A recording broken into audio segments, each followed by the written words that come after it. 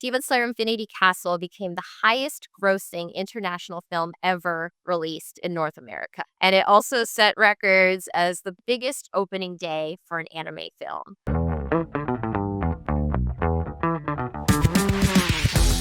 Hey, Siobhan, welcome to the show. How are you? I'm great. Oh, thank you. How are you doing? It's it's good. It's a lot, Of course, it's now that we're recording, it's Q4, and for the agency side, I mean, brands are busy, but as an agency, you have multiple brands to work together. Everyone is all the time in priority, right? And emergency mode. So it is what it is, I guess.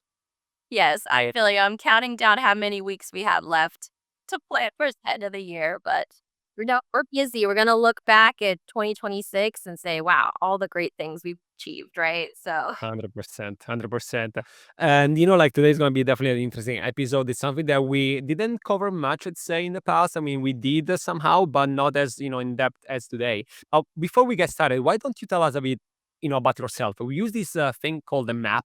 Basically, it's divided in three main areas. So, it's the mission, the first one, like what do you aim to achieve with your work? Achievements. So, any notable milestones can be in your career, your life, or both. And the last one is the purpose. So in addition to the mission, like what do you do, right? It's why do you do what you do? yes, I really love this framing. So thank you. I was like thinking through this of just Mm. what is that really deep core inside me's perspective. But yeah, I would say my mission is to, create work that really leaves people with something, whether that's like joy or inspiration or fulfillment or wonder, right? There's so many positive emotions that I think could come through our work as marketers. And so that's what I really hope to achieve through anything I do in life. Yeah, just want to make the world a little bit brighter for communities, whether that's the content creators themselves or just the message we put out there. Especially with anime, it's such a huge fandom that they're just so excited for content in general. So yeah, hopefully providing that delight. And let's see, achievements. Okay, well, so I've been at Crunchyroll for a very long time. A little bit over 8 years, which is crazy. It's such a surreal thing to think back of when I started, where anime was definitely more in a niche phase, a little bit more underground, and now where it is massive. Like, when I started my first week at Crunchyroll, we had hit 1,000,000 paid subscribers, and now we're at 17,000,000 paying subscribers. Wow. Okay, that's a big jump for sure.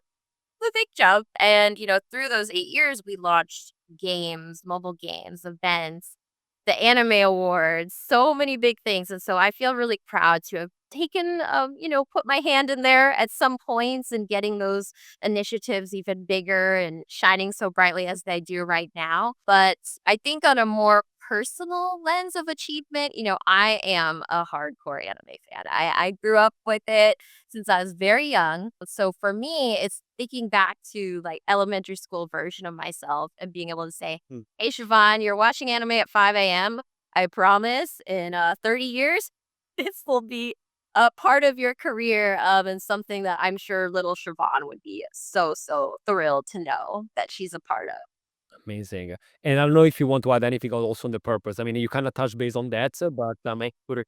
Us together, right? Maybe some other background I think your listeners might find interesting. So I'll go back that I used to be a content creator back in my day. I was a fashion blogger, and this was like right when Instagram was becoming a big thing. And so at that time, my mission was to make fashion blogging and like those, I would say, more organic creators take the stage with the fashion industry as far as being tastemakers. It's not just hobbyists that are like putting content out there, but they really are meaningfully driving culture, driving change. So, really trying to find places to empower their voices.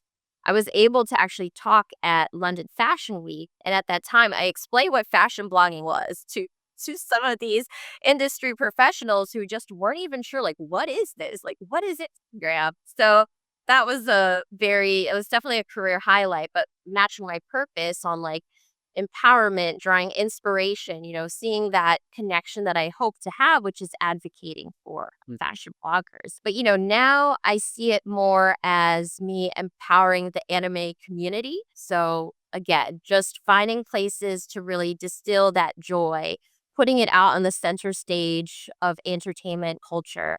and just, yeah, highlighting empowering our anime fans is a part of it. So maybe that's the angle I'll put on my purpose. Amazing. No, it's very funny also when you we mentioned about like fashion blogging. I did the same with not about fashion, but blogging like before it was a thing, and people thought I was either crazy or why are you wasting time with this internet thing that no one is looking at. And look at us now, right? Like we knew that it was coming, right?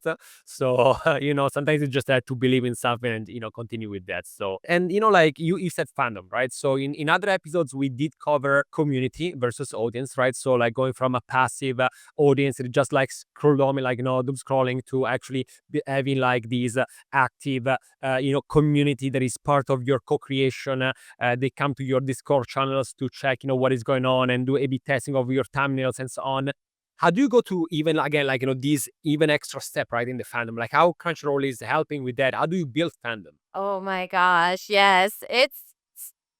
Man, it's a big question for sure. Build else, right? It's like the organic creation of that micro community that just spreads, right? And how does Crunchyroll interject? Well, it is really elevating their voices. But I realized too, maybe I should set the ground a little bit on what anime is, maybe for Yes, some please. listeners, and give them that context since it's new to some people. But I guess first off, so anime is a medium, not a genre. Amongst anime itself, there are genres. So like romance, sci-fi, things that are very recognizable. But we also have like a subgenre like isekai. So it's this trope where you basically move from the normal world into some fantasy world and you're starting life from zero. I really enjoy those. And then also magical girls is another subgenre I really like. So you can imagine these female-led stories about courage and beauty and friendship. Those are really great. But even just with those two examples, right, you can see very distinctive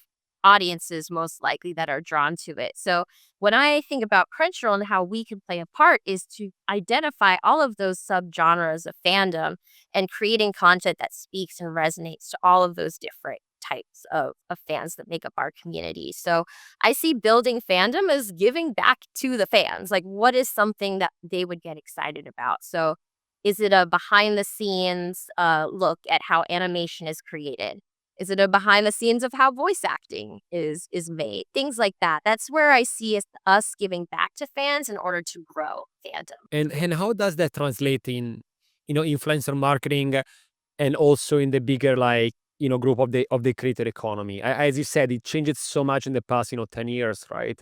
From a niche thing to now we have like we're gonna also go in a second about also event in real life and so on and everything. But if you have to translate it, right, when it comes to specifically like social media, influencer marketing, creator economy, what is happening these days? Yeah. Yeah, it's a really fun space to be in. There's just so much diversity in the types of content creators we can work with that resonate.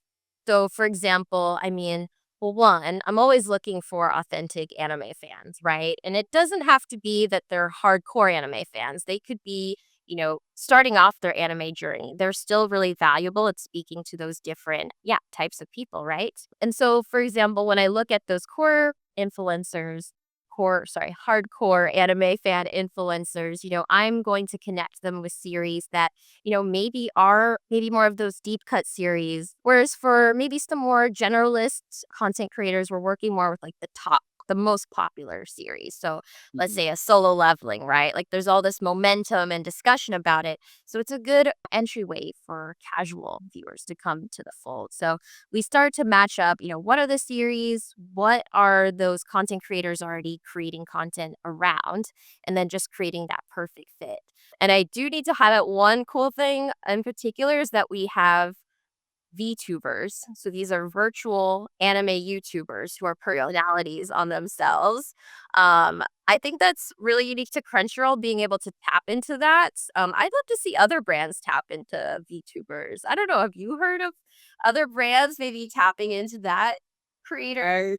That is actually an interesting one because we did like 3 years ago or something, actually a report about virtual influencers, but we didn't like, cover them much because again, it's very niche. There was not much interest from brands.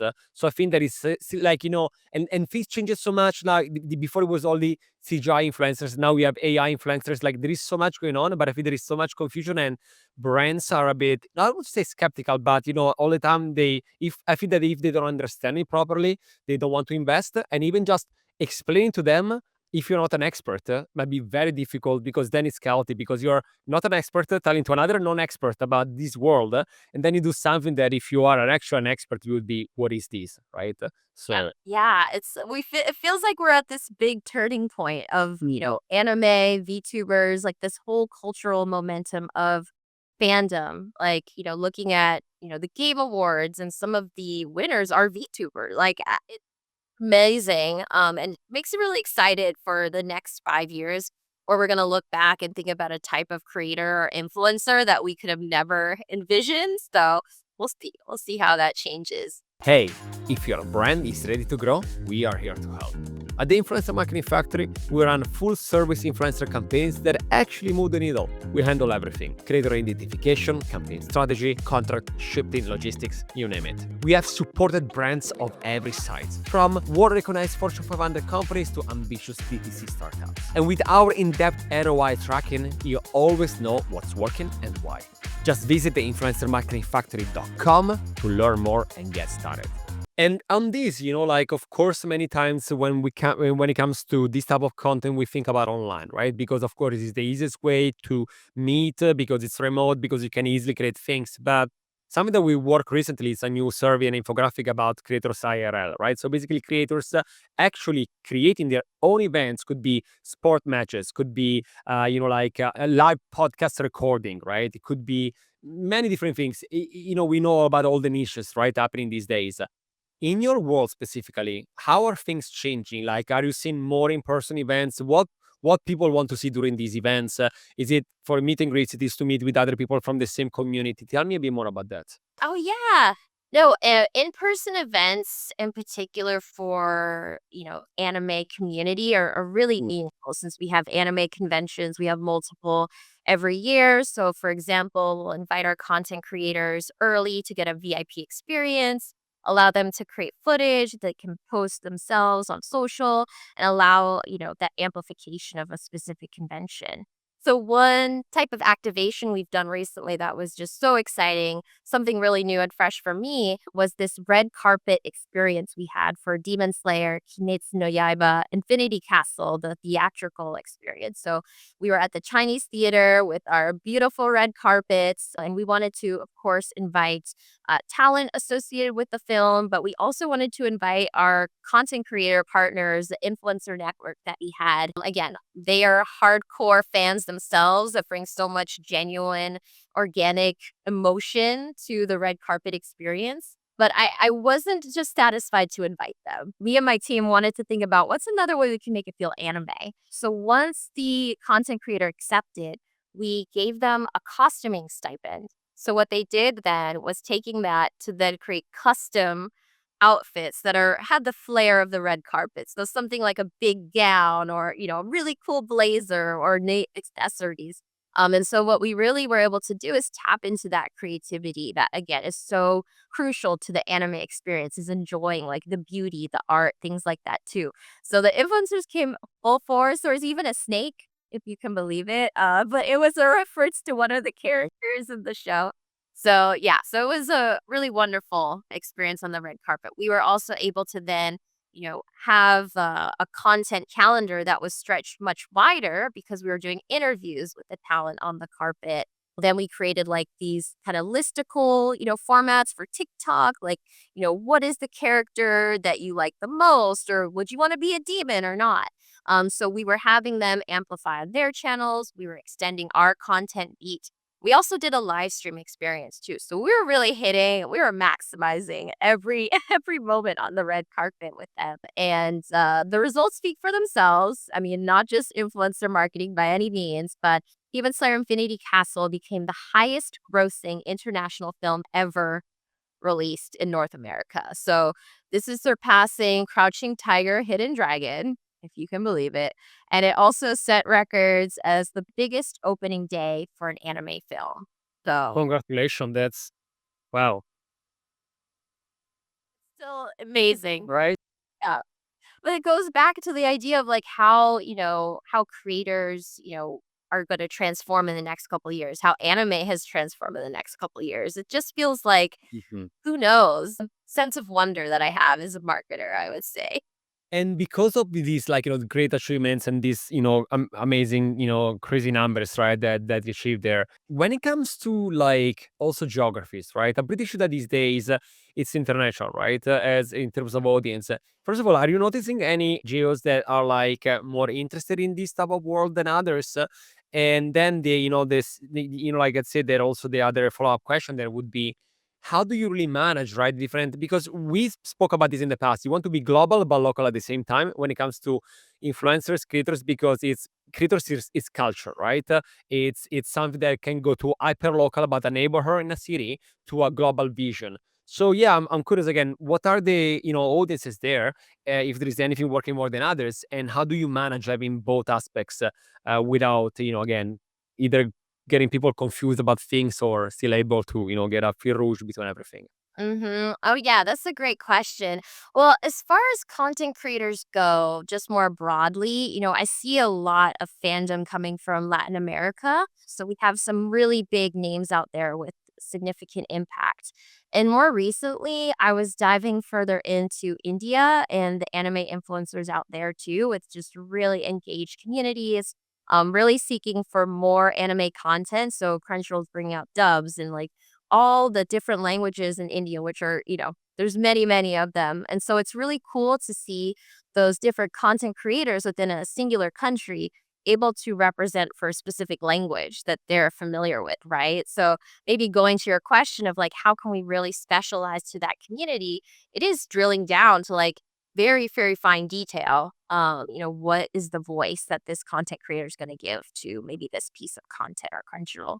But then another initiative that I think represents the question that you're saying is the Anime Awards that I referred to. So it's an event, our flagship event that's in Japan.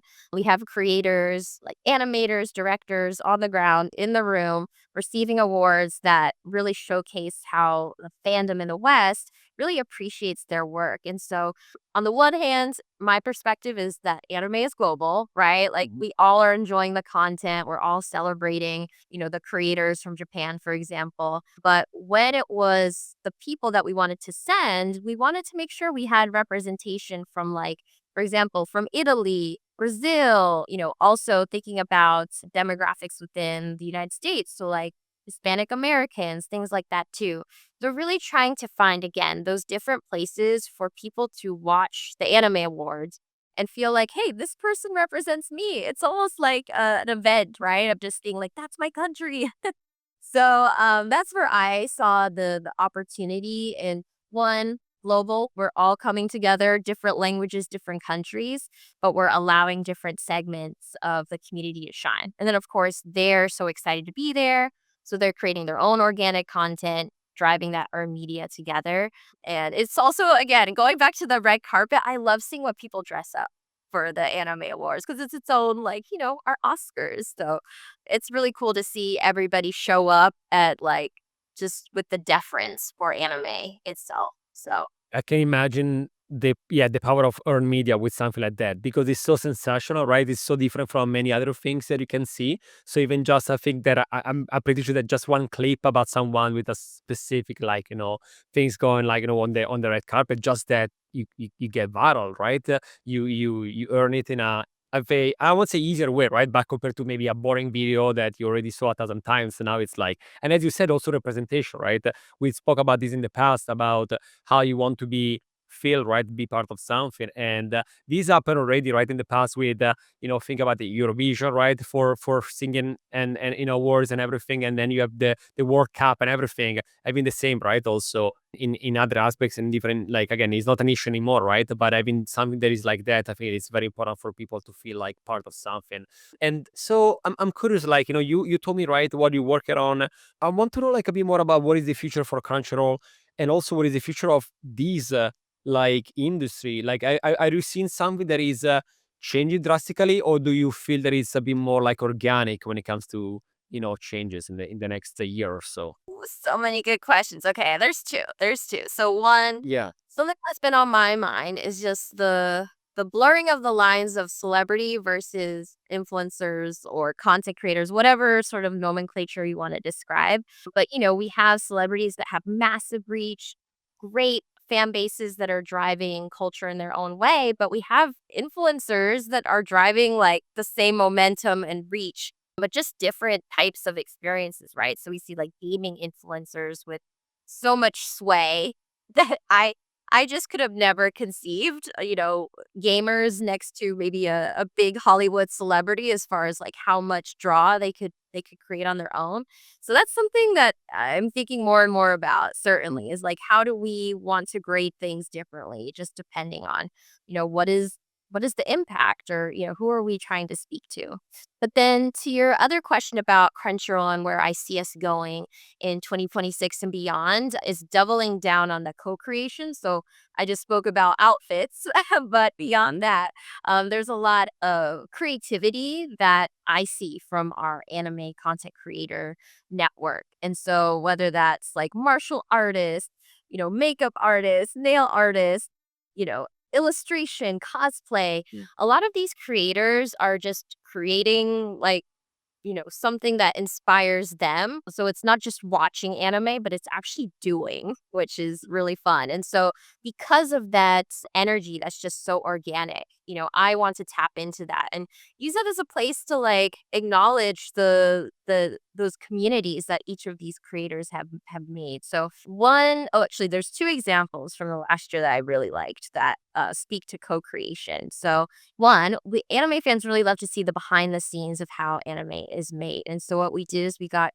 two major influencers who really wanted to experience what was it be like to voice act in anime. So what we did is we took them to a sound stage. We had a voice actor from the official show that we were promoting at the time, which is Solo Leveling. So we had the voice actor, these two influencers, and he went through like piece by piece, what are all of the different things you need to factor in on using your voice, standing up a certain way, and all those little bits and pieces that make a voice acting piece really, really special. And so you could see from those creators, they were absolutely mind blown hearing their voices next to anime.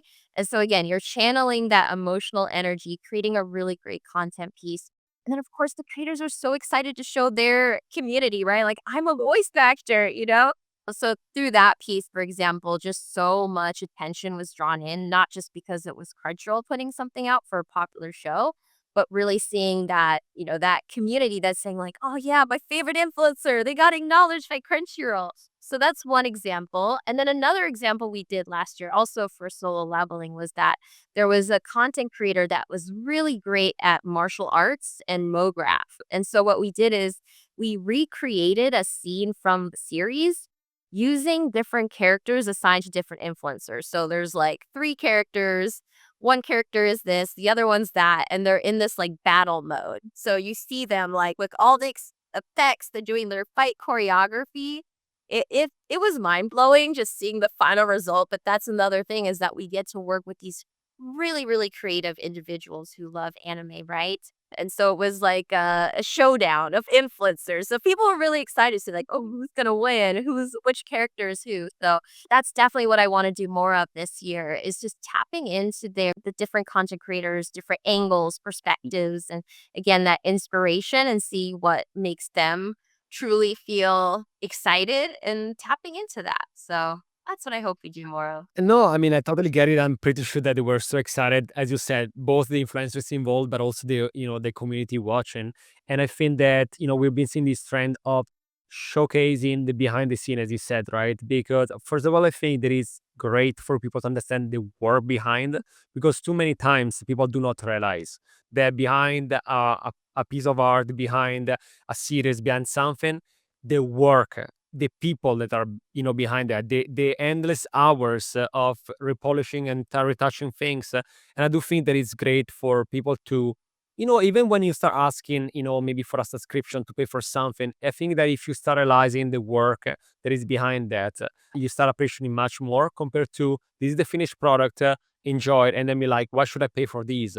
Well, this is why, because this is everything that happened, behind. So I think that the behind the scene, no matter the industry where you are, I think it's a great way, right, to show the work that is behind that. Yeah, so true. I feel that. It's just like it's not a CTA of download now. It's like how do we create that folk experience by showing that emotion and making sure that's a proper stage and of course the brands really highlighting those people who are a part of the community, creating content for this campaign and just inviting others into a world, And like you said, it's not about watching the next show, it's about how special an individual show is and then welcoming others to experience it. Amazing.